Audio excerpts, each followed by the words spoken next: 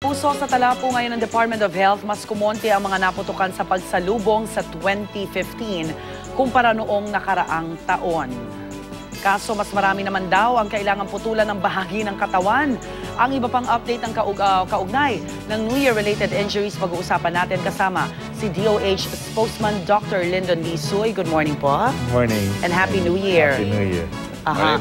Ano bang latest natin, stats natin, Doc? Well, as of yesterday, mababa tayo ng 38%. We Okay. are at 350 plus cases. At karamihan doon, ano ang number one na sanhi Ang talaga? number one pa rin is Piccolo, ang naging dahilan ng mga sugat na dala ng paputok.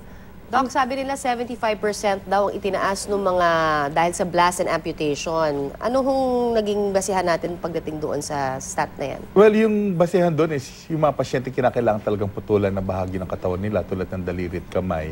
Nandun sila kasama 75% sa up. Yes. So mas marami ngayon ang naputulan? Yes. Dami, Meaning although yung actual number naman yes, nasa 14 cases lang naman. Correct. Pero comparing it to last year, yes, malaking yes. itinaas niya. Of course. Gunshot wounds? Ang stray bullets namin na, yung mga reported, is nasa 3.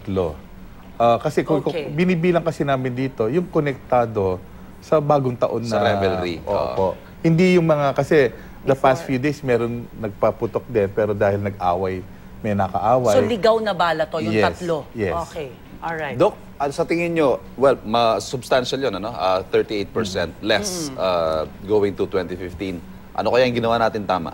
Pero ang i-clear lang namin na yun as of yesterday. Yes, yes. So may mga papasok pa tayong datos at hanggang January 5 naman ang monitoring natin.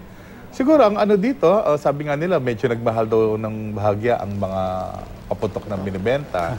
At sa kampanya, ang ating komunidad nagki-cooperate na umepektibo siguro yung mapagpapakita namin ng mga putol ng kamay. And of course, year in, year out, talagang every year na lang ginagawa namin ang kampanyang ito laban sa paputok. Oo, tsaka nabanggit din ni Acting Health Secretary Garin na malaking bagay daw na yung mga local government units ay nagagawa ng sarili nila ng mga fireworks display. Yun yung mga sinasabi niyang inattribute niya kahapon sa press conference. Yun ang gusto namin mangyari kasi. Hindi naman sasabi namin binabawal namin mga fireworks. Kasama ito sa pagsalubong ng bagong taon eh. But then we wanted them like mga professionals ang gagawa nang sa gayon ay malayo sa kapahamakan lalo yung mga bata. Yung mga pasyente natin, Doc, no, sa pakikipag-usap siguro ng ating mga nurses, mga doktor, alam ba nilang bawal talaga ang piccolo o talagang matigas lang talaga ang ulo nila? Alam nilang bawal. Yung may mga bata nga kami nakita no, sa pag-iikot namin ng January 31. Yung mga nasa ER, may pinakitaan namin ng piccolo, natakot na sila, ayaw na nilang hawakan. So, alam nila eh. Kaya nga nag-ano kami ng apela din nung kampanya namin sa mga magulang din na bantayan na kanilang mga anak kasi nga maputulan ito ng kamay o mabulag, apektado ng kanilang buhay eh. So, mukhang din yung mga nagtitinda. Kailangan na ho natin pag-usapan talaga yung total ban, ano? Is the DOH going to push for that? We're supporting that one, yung total ban ng fireworks. Pero ito yung total ban na ito ay sa mga pagbebenta ng mga illegal na paputok. Yung mga fireworks na maaari halimbawa sa isang kasiyahan, sa mga halimbawa ganyang bagong taon, sa isang lugar, maaring professionals ang gagawa. Yun siyempre, totally hindi mo mababan yun. Yes, yes, of course. Pero yung yung pagbebenta ng private ganyan, use, yun ang talaga tinututukan namin. And we wanted to have a total ban on that. Kasi ang ibang bansa, gano'n naman ang ginagawa. Yes, yes. Yung fireworks display lang silang pinakikita eh. Aha. Doon sa tala nyo, nakikita ko rin quitis eh. May mga quitis na legal na binibenta. Would you sunog want to kahapon. suggest na... Quitis Oo din nga, yun. Pati quitis na, yun nga, yung sa Boniface. Sa tingin nyo, dapat Polonio ipagbawal Samson, na rin ang oo. quitis? Ilagay yan sa mga ilagay, illegal na maaring paputo? ilagay kasi tulad ng yung packaging, binabago nila eh. Tulad ng Piccolo, pinackage nila ng mas maganda ngayon na mas naging enticing sa mga bata. Yun pala ho, happy ho ba kayo doon sa suporta na nakuha ninyo from PNP in terms of yung sa...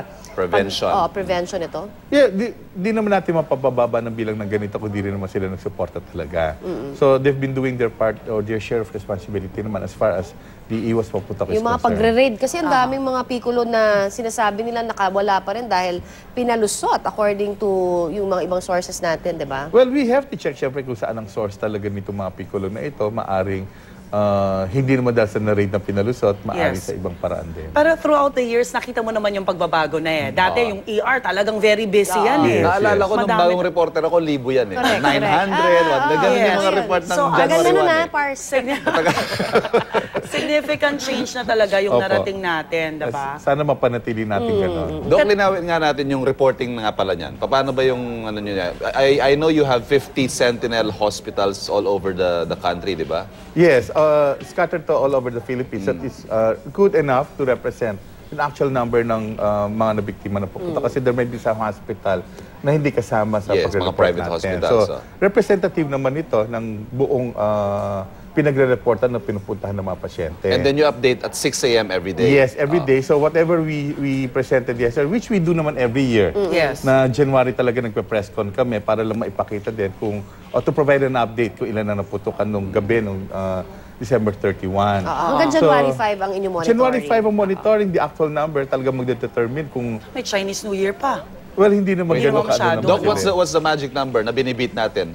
We wanted sana Until January talaga, 5. January 5 talaga. Ano- Gusto anong- natin talaga is at least ma-maintain yung ganitong estado. Anong number ho yung last year ba? Ng January 5? Well, January 13 kasi, 2013 was higher than 2012. Okay. So, itong napabababa natin siya ng almost 40% is good enough talaga Okay. para sa amin ito. But then, of course, you wanted it sana lower, Lower pa. Sana nga. At sana talaga matuto na tayo. Taon-taon na lang. Maraming salamat, DOH spokesman Dr. Lyndon Lee Suy. Thank you very much. Thank you.